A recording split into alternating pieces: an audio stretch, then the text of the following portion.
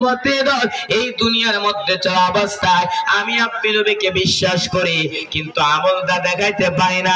আমাদের হাতের মাধ্যমে, আমাদের জবানের মাধ্যমে গুনাহ হয়ে গেছে। অতএব বান্দা যদি তওবা করতে পারে আল্লাহ মাফ করবে কিনা? আরো জোরে বলেন। আল্লাহ বলেন, ইয়া ইবাদিয়াল্লাযিনা আসরাফু আলা আনফুসিহিম লা তাকনাতু মির রাহমাতিল্লাহ ইন্নাল্লাহা ইয়াগফিরুদ যুনুবা জামিআ ইন্নাহু হুয়াল গফুরুর রাহিম। আল্লাহ বলেন, ইয়া ইবাদিয়াল্লাযিনা আসরাফু, হে আমার বান্দা যারা সীমা লঙ্ঘন করেছো, আমি আল্লাহ তাআলার কাছে ক্ষমা চাও। আমি আল্লাহ রহমত থেকে নিরাশ হইবা না, আমি আল্লাহ সমস্ত গুনাহ খাতা maaf করে দেব।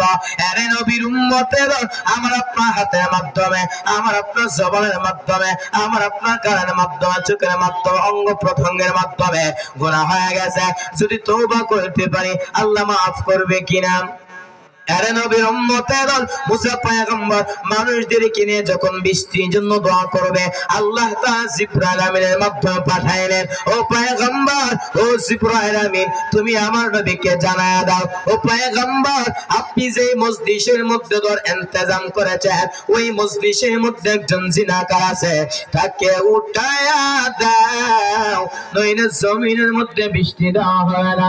মুসা নবী তো গরম মেজাজের নবী,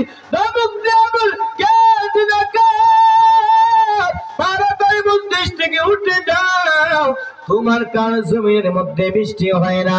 ওই জিনাকার বান্দা তিনি বুঝতে পারল তার এদিক সেদিক তাকাচ্ছে, আর কোন জিনাকার বান্দা উঠতেছে না। ওই বান্দার আর বোঝার বাকি নাই, আমি হইলাম সবচেয়ে বড় জিনাকার। ওই বান্দা আমি আল্লাহ তাআলার কাছে এমন ভাবে মনটা ফিরাইছে, আল্লাহ কি বলতেছেন, ও মালিক 40টা বছর জিনা করেছে, আমার মা জানতো না, বাবা জানতো না। ও আল্লাহ, যদি আমি এখন মজলিস থেকে উঠে যাই, সবাই চিনে ফেলবে আমি জিনাকার। ও আল্লাহ, আমি তোমার কাছে তওবা করতেছি, আমি আর জীবনে এমন গুনাহ করব না। এইভাবে বান্দা যখন আল্লাহ তাআলার কাছে তওবা করতেছে, আল্লাহর কুদরতে অন্তরের মধ্যে মায়া পয়দা হয়ে গেছে, সাথে সাথে মিশরের জমিনটা একদম মেঘাচ্ছন্ন হয়ে গেল। মুসা পয়গম্বর বললেন, ও মালিক, তুমি বললা জিনাকার উঠলে বৃষ্টি দিবি না, কই জিনাকার উঠে নাই তো বৃষ্টি দিলা কেন?